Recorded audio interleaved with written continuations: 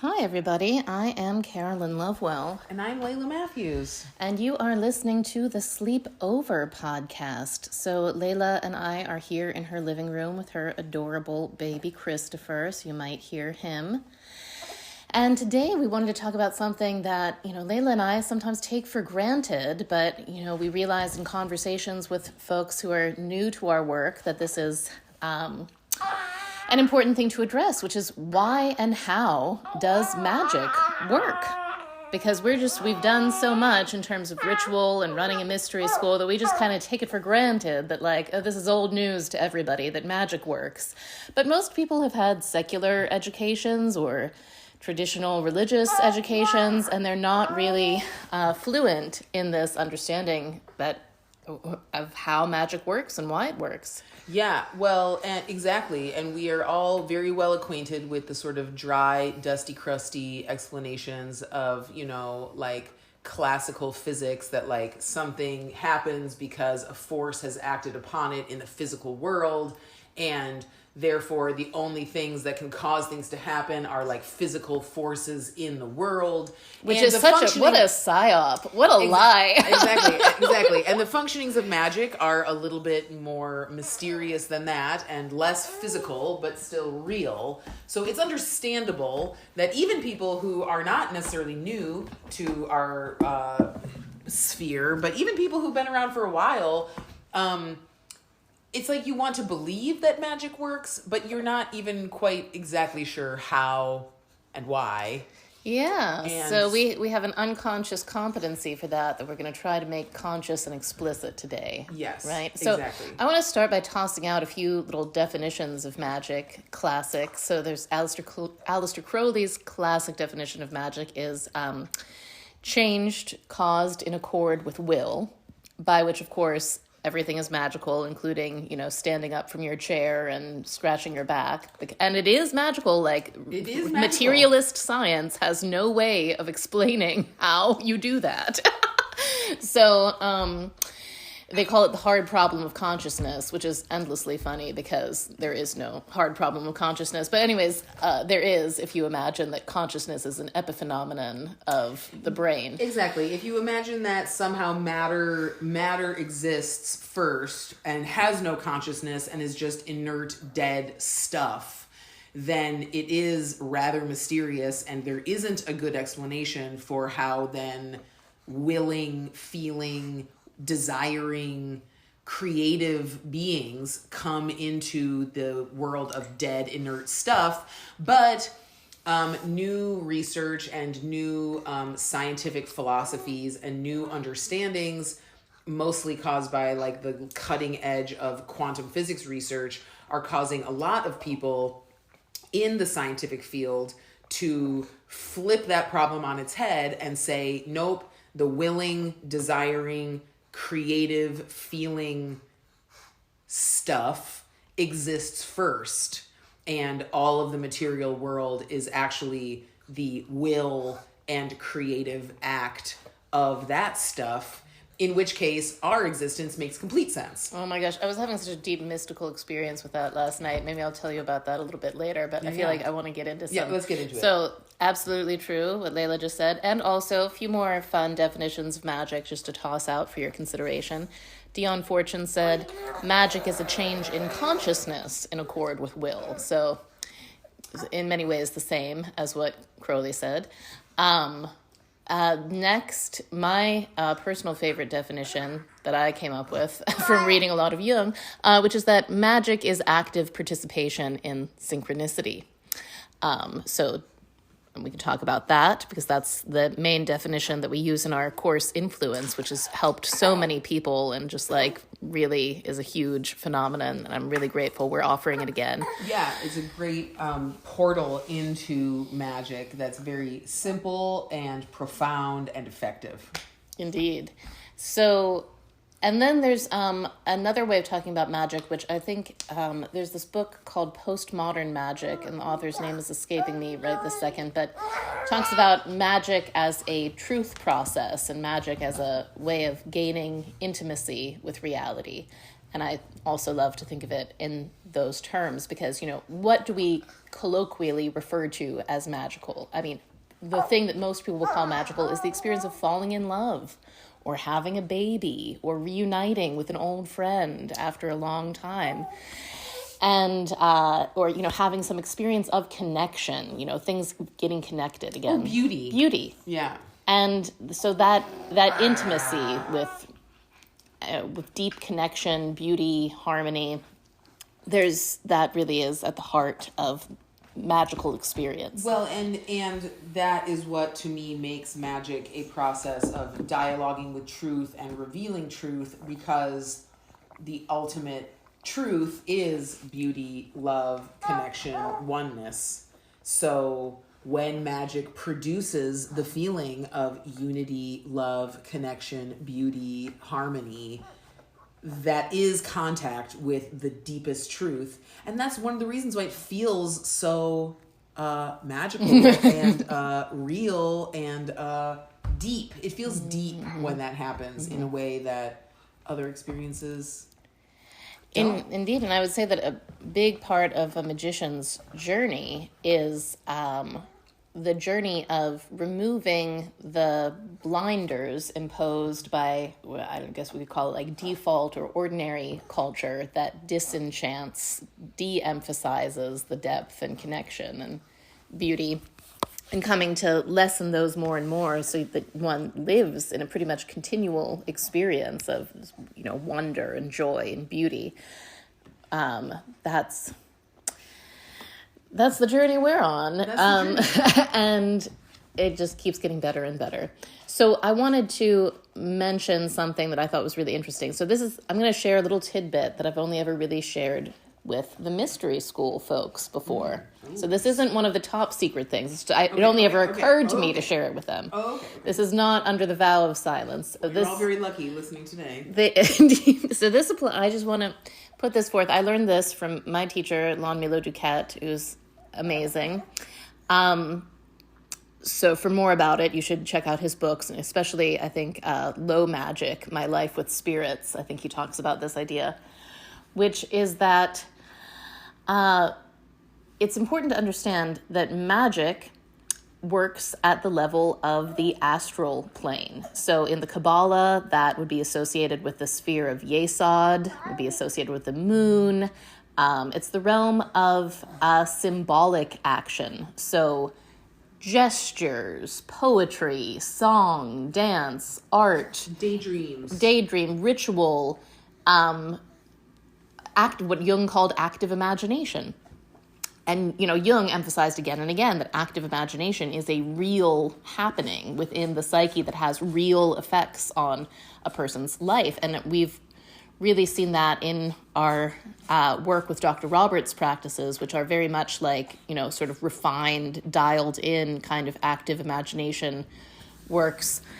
Just how dramatically and how physically those things can impact us. So basically the idea that I'm putting forth here, which again is very supported by any study you might want to do of the Kabbalah, or of how the mind works in NLP terms,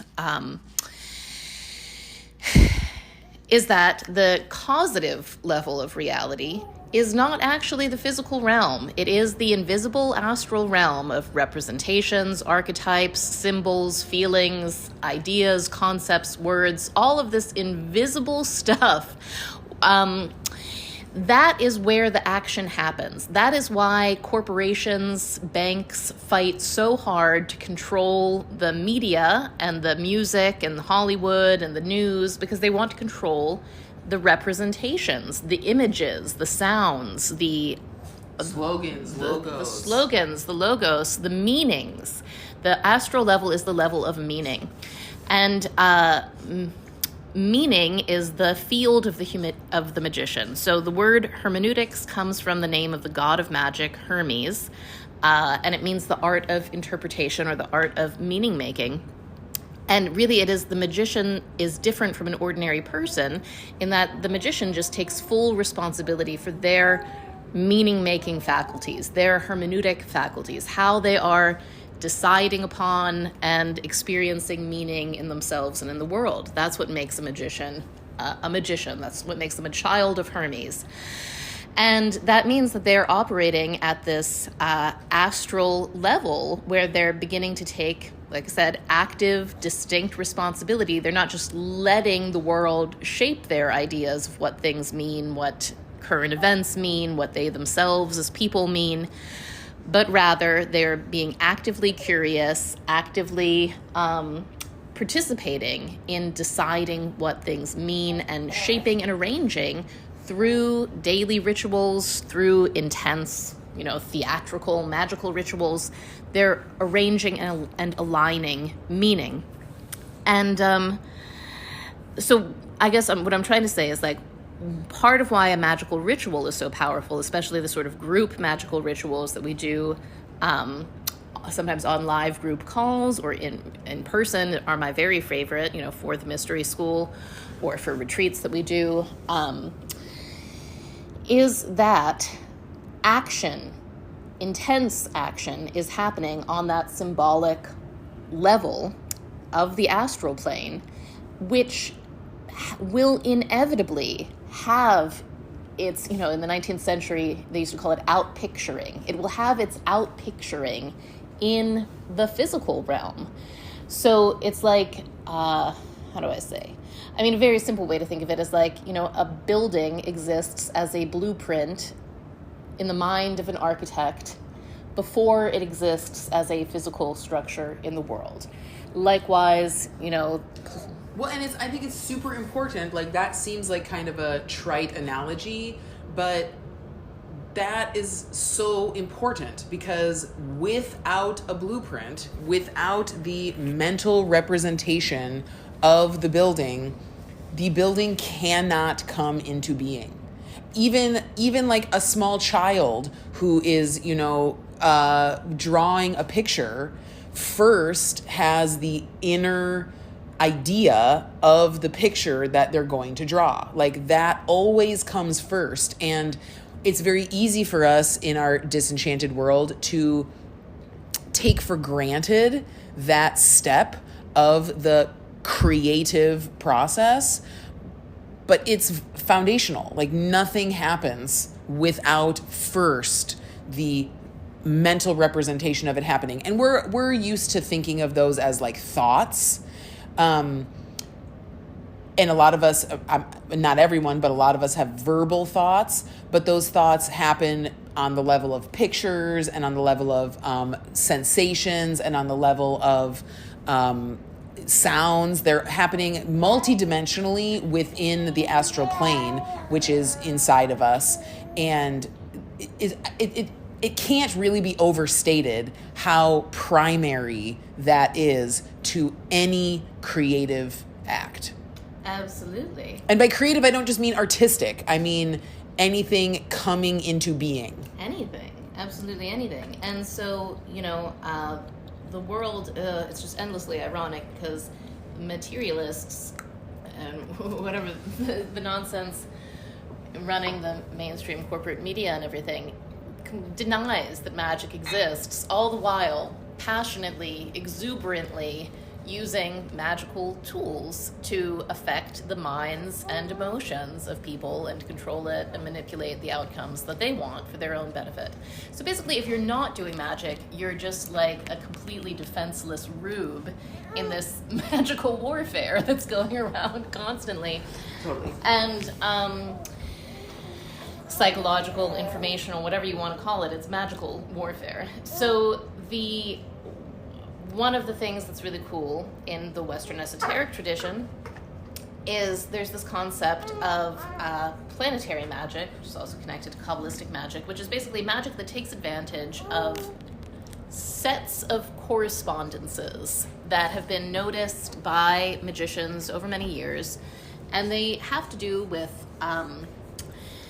basically poetic resemblance. So, what's the sympathy? Like the way that Mercury, the planet Mercury, has this quality of moving very fast that's observable, which is associated with, so we associate Mercury with the mind, with thoughts that move very fast.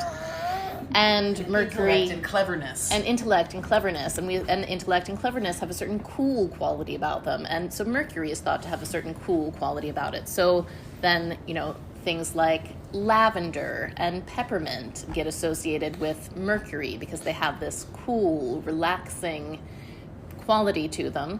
And then there's also, this idea that Mercury can,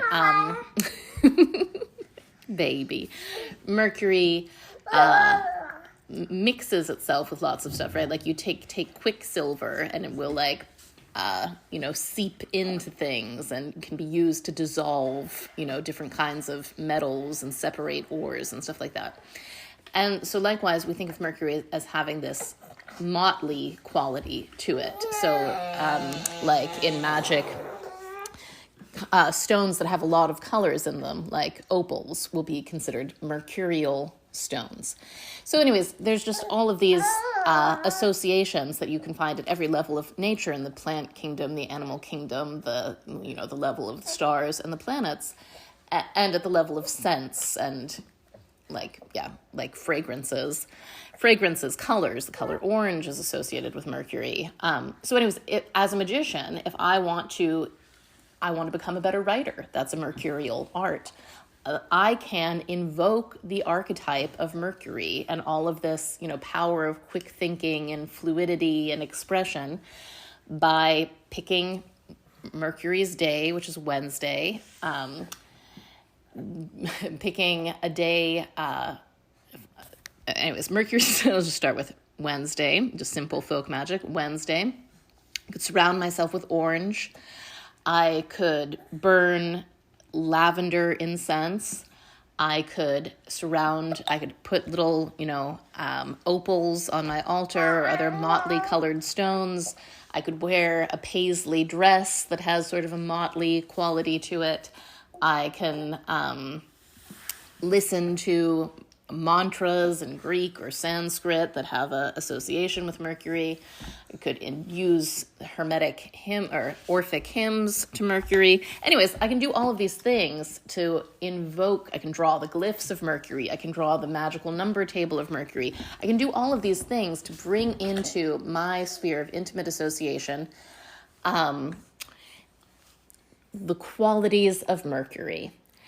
And in doing that, I am taking action on the physical plane, but also, more importantly, on the symbolic plane. And I'm giving my unconscious mind, which is also divinity. I mean, the unconscious was pretty much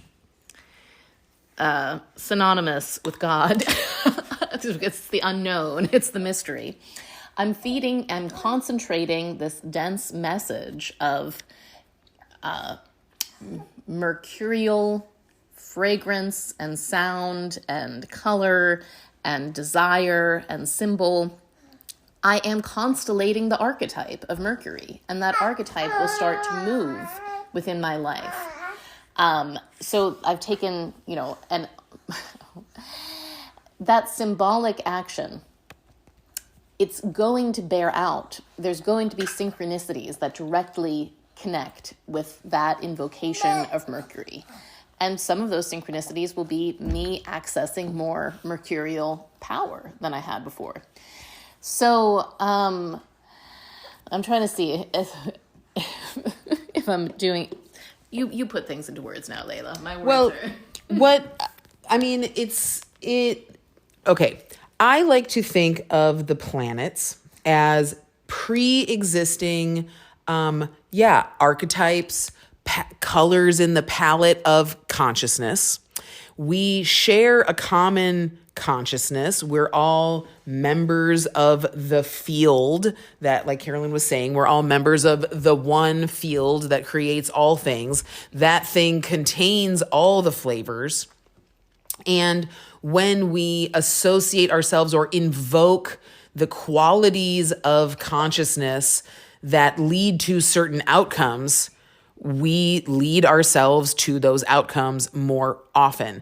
And I think one of the reasons that planetary magic is great, like Carolyn was saying, is because we're working with those sort of, maybe the sort of quip is pre-installed presets of power. Natural magic. They called it natural magic in the Renaissance. Yeah, it's already existing flavors, already existing powers, already existing archetypes that we don't have to like create them ourselves. They already exist. They already exist within us, and we just make them more active through, petitioning them, through making offering, through surrounding ourselves with their image, their scent, their flavors, their metaphors. We bring them more into our reality, and the more we bring them into our reality, the more our reality becomes infused with those qualities. On the topic of how magic works and why this astral plane is like so important, I mean, I'm just becoming more and more fascinated with the truth that the representation of things is what we're interacting with. And I just think about, like, I actually had sort of a funny experience of it when Carolyn walked into my house this morning. Out of the corner of my eye, I saw the door open and I saw Carolyn's bright neon green dress. And I was like, oh my God, what is a construction worker doing walking into my house? Is there some work being done? Does somebody need to tell me something? And I had this sort of moment of fear or annoyance or confusion, because what I represented to myself as happening was some strange person entering my house about, I don't know, the electrical wires or the sewer or something. I was like, what the hell's going on? And so that was my reaction. And that was what was real for me in those moments before I was like, oh no, actually it's Carolyn in her, bright neon green dress. And then I was like, oh, now it's my friend. And my experience of what happened completely fucking changed. Where I was like, oh my God, my friend came over and now we're going to do this podcast. It's going to be great. And again, it seems kind of trite, but for a moment, my reality was completely different because of what I thought was going on. So this level of thought, this level of perception, this level of what do these things mean really changes what we feel and how we behave. Because when I thought it was a weird construction worker coming through my door, I wanted to get up and go close the door. I was going to take action in response to what I imagined was going on. And then when I realized it was Carolyn, I was like, oh no, I'll just, make some tea. So how we react is deeply impacted by what we think is going on, which is deeply impacted by what we make the sense impressions mean. Mm-hmm. Absolutely. Something also that I think about a lot is that for many years, I was depressed. I was struggling. And, I had different kinds of depression. I would have, sort of deep, dark depressions. And then I would have little baby, just down, depressed days. Yeah. And then I decided I'm going to do a fuck ton of solar magic. I'm going to do a crazy level of invocation of the sun. And I did. I committed myself to that. And, I have never been depressed since, baby. Let me tell you that. I have this bright, I feel like anything can happen. I can get into miserable arguments sometimes with people that I love. I can have I can lose $1 million. That has happened to me. I can do lots of things. And my consciousness rapidly reorients to it's a sunshiny day inside. I just feel really good most of the time. And that's not a unique, that I was not designed that way. I was not born with that propensity. Most of my family struggles a lot with mental illness, depression, and anxiety. That is a pure magical gift that you, listener at home, can access too if you want to. And And I'm just stunned by that all the time, because it was a permanent rearranging in my being happened through that solar invocation, and my internal representations became much brighter and became just brighter and happier. And then my life has been on a trajectory of being, brighter and happier since then, of course, since it's a lot easier to be creative and form connections with people when one is feeling positive and energetic. Yeah. There's purpose. Yes. Yeah. Magic and how it works. So just to go back to this theme of like working at the astral symbolic level, there's a way in which action at the symbolic level is more real than action at the just purely like, I don't know, physical. It's weird, because is anything really not symbolic? I don't know. But intentional symbolic action has a deep heft to it.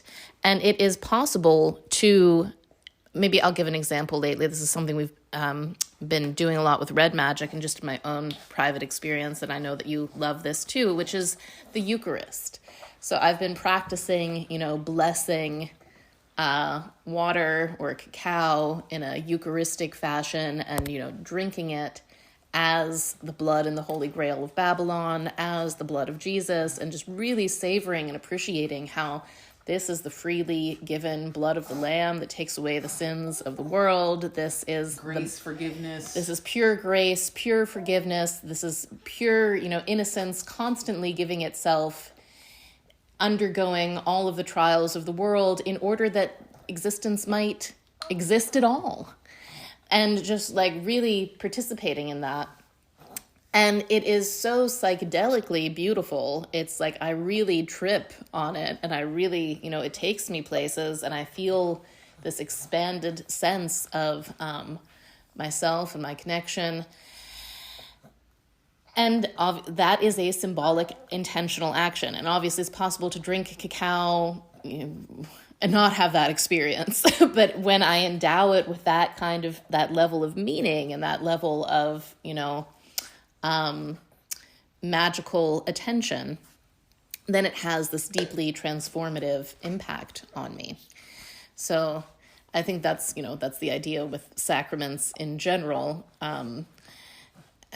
Sadly, they don't always work that way, given, I don't know, I could go on for hours about the Catholic Church, but I think that's what's supposed to happen with sacraments. Yeah, I feel like the Catholic Church has a heavy egregore of guilt and shame accidentally. So sometimes when you drink the Kool-Aid of guilt and shame, you end up feeling more guilt and shame. And again, more proof that magic works, because that seems to be a pretty universal experience for people when the energy that's put into that magical offering is one of guilt, shame, wrongness, fear of the possibility of evil, then that's what you have imbibed. That's true. So, words of magical caution there. Yeah, absolutely, which deeply ironic, but anyways, I guess I'm just trying to put this idea out there for everyone that you might be missing out on a level of beauty, a level of happiness, by not intentionally, magically, symbolically engaging with your world. And in fact, I would say that is a large part of what the materialist psyop and indoctrination has been, is to weaken and disempower people by, telling them, oh, it's pointless to have rituals. Oh, it's pointless to have sacramental action in your life. Oh, that's all just silliness. We need to be serious, scientific adults. Like, that's a recipe for psychic disintegration. And that is indeed, in fact, what we have in our society, is the most tragic levels of psychic disintegration, addiction, and suicide ever. Well, I'm having a little bit of a hard time putting this into words, Carolyn, because I'm listening to the brilliant words that you're saying, but there's something that's percolating up where the material world that we live in is a place where the inner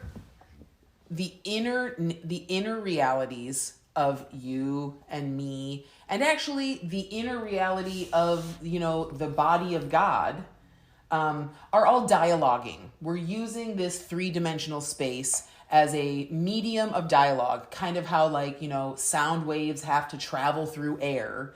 Like my inner feelings and what I think is going on and what I feel and what I believe and what, my inner truth can only be expressed. I can't grab it out of my mind space and put it in your mind space. The only way I can do that is through symbolic gesture. And the symbolic gesture that we're the most used to using is words. So I can describe to you oh, I'm feeling warm and bubbly today, and I'm just feeling so excited, and I had this wonderful thing happen to me, or, whatever I might be feeling. I can only express that through symbol. And this 3-dimensional world is the world where that dialogue can take place. And the dialogue is happening at all times everywhere. That's the weird sort of inner, outer, as within, so without nature of the thing. We're within the thing, and the thing is within us. And there's always this interaction of innerness through this outer world. And it can happen, and all inner feeling can be symbolically represented and then therefore communicated. And so I'm thinking about, the planets, and I'm thinking about Venus, because who doesn't love Venus? Because Venus is love. So of course we all love Venus. But I'm thinking about how when I'm in the presence of pearls and roses and silk and shell pink, I get a wonderful feeling of beauty and relaxation and loveliness. And when I have that feeling of loveliness, then I consciously or unconsciously represent that to you through my words, through my gestures, through how I might choose to dress myself, through the choices I make in expressing myself. I undeniably and even beyond my own conscious awareness, communicate the lovely feeling that has been communicated to me by those symbols. Mm-hmm. And so I think one of the ways that planetary magic in particular is can be so enriching to the beginning magician's life is that we can get into our conscious awareness more and more of those flavors of sensation. So through surrounding myself with Venus, I become more lovely and attractive. And then because I am more lovely and attractive, more lovely, attractive things happen to me. Through working with Jupiter, if I surround myself with luxury and the feeling of wealth and the feeling of goodwill and the feeling of generosity, then I'm in dialogue with generosity, with wealth, with jovialness, with good fortune, and more of those things start happening to me. So I feel planetary magic is really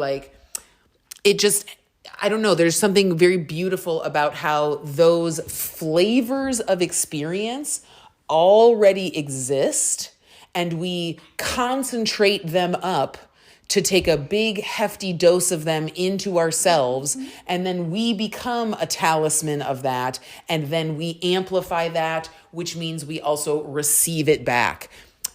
Mm-hmm. I'm doing my best to explain what I'm trying to say here. Well said. I mean, I think a simple, maybe even almost mundane version of explaining this is I've had many days when I've had horrible PMS and I've been pissed at the world and just and then I've gone out into the world and I've hit every red light and random people have yelled at me for no reason. And the world matched my vibes.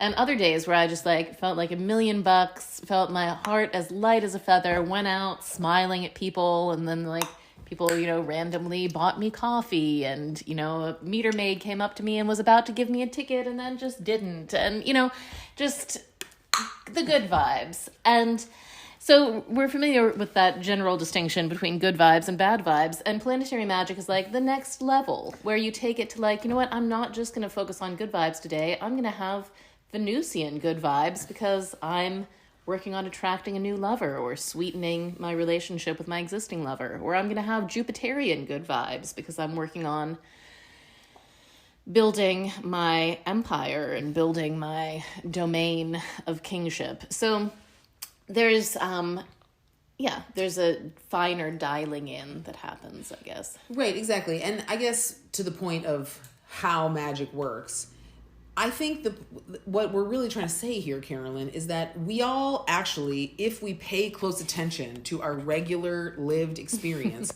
we all already know exactly how magic works. And becoming a magician and growing in magical power is simply refining that skill, like using what we already know is actually going on and refining it more and more and being more creative and having more, like, aiming our will more intentionally at not just being like, oh wow, weird, I was in a good mood today, so wonderful good things happened to me. Strange, I wonder what that's about. Or, oh, I was in a shitty mood, so like, wow, everything shitty happened to me today, huh? Like, taking that very seriously and behaving as though that is the difference that makes a difference. That, like, my conscious attention and the contents of my conscious awareness change what I then become more aware of and more available to.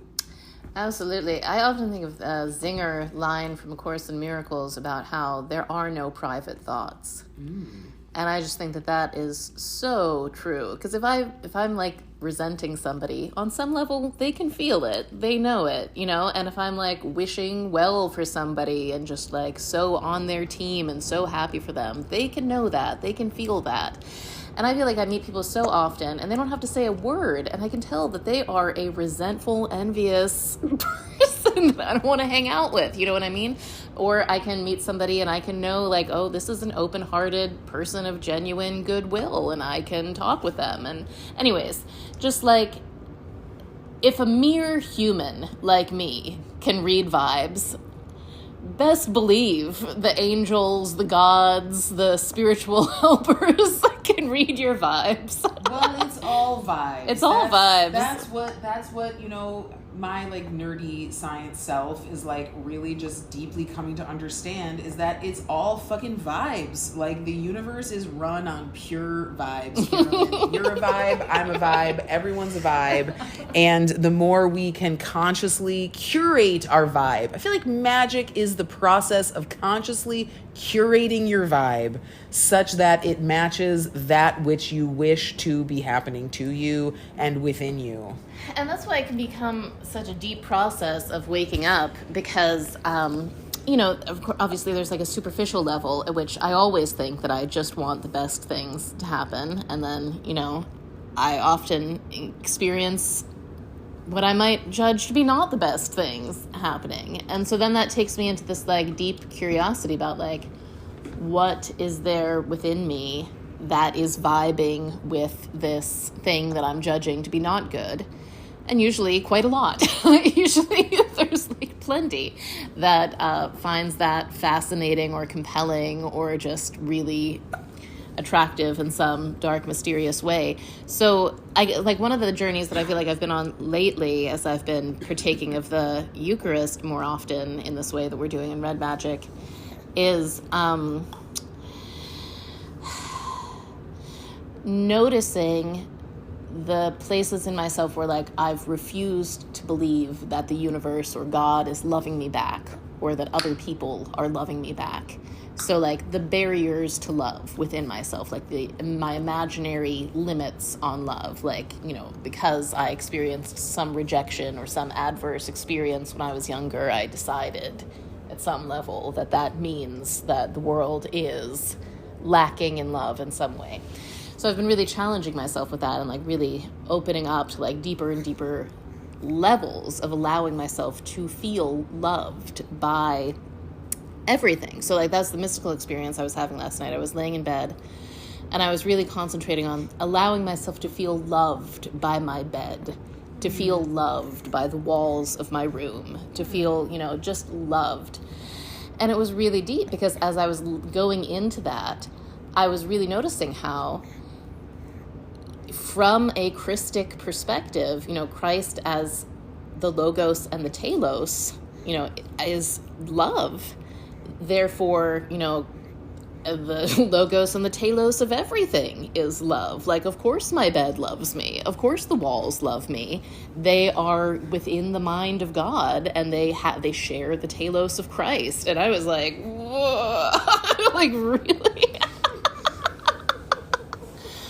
Like, wow, the thelema agape is getting intense up in here. Totally. Well, and I happen to completely agree with you, Carolyn, that the telos of the universe is love and enjoyment of existence. I happen to really just think that that's true. And I would also say for people who aren't necessarily convinced that that is true, what is the magical efficacy of believing that that's not true? And I guess I think it's interesting to contemplate, like, when we decide that the universe means love, how is our life different than when we make the conscious, magical, hermeneutic decision to mean that the world doesn't mean that, it means pain and suffering. Or will to power, or will to domination, or something. Right. Yeah. So on some level, it's like truth is true, but also we get to decide, like, that is the hermeneutic choice, is to decide what we allow to be verified as truth within us. And then we will just get that back. We'll just get it right back. So if you are a person, and this is sort of a PSA or sort of a challenge or maybe a massive anonymous group coaching of, like, if you are convinced that the universe means something other than love, maybe notice how that might be fucking your life up. Because you're making a decision to decide what something means, and that has real and important consequences for your life. So maybe you want to argue that that's true or not, but it's magically efficacious to believe that that is true and to decide that that is true, because that is the nature of reality, is that what you think is going on changes what is actually going on. Absolutely. I love what we're talking about now, because there sort of is this like deep paradox in that the truth is true, and we have this divine magical power, and the fact that we have the divine magical power of, our individualized consciousness interacting in such a dramatic way. We have free will. That it, this intersection. So what I often think about. So anyways, I do think it is philosophically, objectively true that the telos of the world is love. But I happen to agree, but But for example, you think about somebody like Nietzsche, who got obsessed with this idea that the whole universe was motivated by will to power, and that was the telos of everything, was seeking power, and the man died in a state of disintegration. Syphilis ate his brain. He went crazy. His Nazi sister took over all of his writing and ruined his reputation for a century to come. That is, to me, as a consequence of a magical consequence. He disintegrated his own psyche by fixating on essentially what I would say a lie. Like, lies lead to disintegration, but what he thought was the truth, but was actually, anyways, you know what I mean, Laila. He dissolved himself. He dissolved his ability to really he drove himself mad, and you could say on a physical level it was the syphilis, okay, but on a metaphysical, spiritual level, what made him vulnerable to the madness from the syphilis? It was this way in which he had lost his way in the sea of meaning and chosen meanings that didn't hang together as a symbolos. To symbolize means to bring together, to create a drawing together. And instead he created for himself a diabolos, a throwing apart, a diabolic experience. And I love Nietzsche. I love the gay science. There's so much of Nietzsche that I love. His whole thing about amor fati, the love of one's fate. But I think he did end up driving himself crazy by fixating on a false idea. And, anyways, I could go on. The drive to power will make you mad because it's a constantly competitive one-upping, like watching your back, because it essentially makes you paranoid, because if you believe that that's what everyone is doing and you believe that that's what you need to do as well, then you're constantly at odds. So you're going to become paranoid and insane and lose your fucking mind. What I'm taking from this part of our conversation, Carolyn, is that magic is so real that if you magically decide that it's not real, it will become not real for you. Like that, that is like the depth of its truth and the depth of its generosity. Can we talk a little bit about my brother? Oh man, my brother. Let's dish. My brother. I love you, Damon. If you ever listen to this, my brother. I think he will never listen to this, and I'll tell you why. Because he doesn't believe magic is real. He doesn't believe the magic is real. This podcast doesn't exist. It doesn't exist for Damon. He's a secular materialist. He really loves the pharmacy industry. He just thinks that there's something so amazing about pharmaceuticals, and just, I don't know, somehow like Pfizer. Salvation through pharmaceutical better living through technology is what my brother is about. And anyways, so he, magic is complete bullshit. God is complete bullshit. So he's fucking miserable. I mean, and he can't, I feel like I experience mind-shattering miracles on a regular basis, regularly experiences fountains of wonder and exquisite wellings up of beauty and joy. You know what I mean? Laila knows what I mean, because she's there for lots of it. She experiences it. And I experience Carolyn as a fountain of miracles and goodwill and synchronicity and goodness. So she's not just talking about it for her own experience. It's actually happening. And anyways, my brother is just this is all bullshit. I can't believe you're so deluded. Blah, blah, blah. Anyways, I'm like, okay, if I'm the deluded one, I'm sure glad I picked this delusion. Right. Because what you're putting yourself through, it looks so miserable to me. But anyways, I just always think of my brother in that situation, because it's I believe that he is a deeply powerful magician. Yeah. And were he to set his mind and heart towards it, he could have all the miracles that I have and more.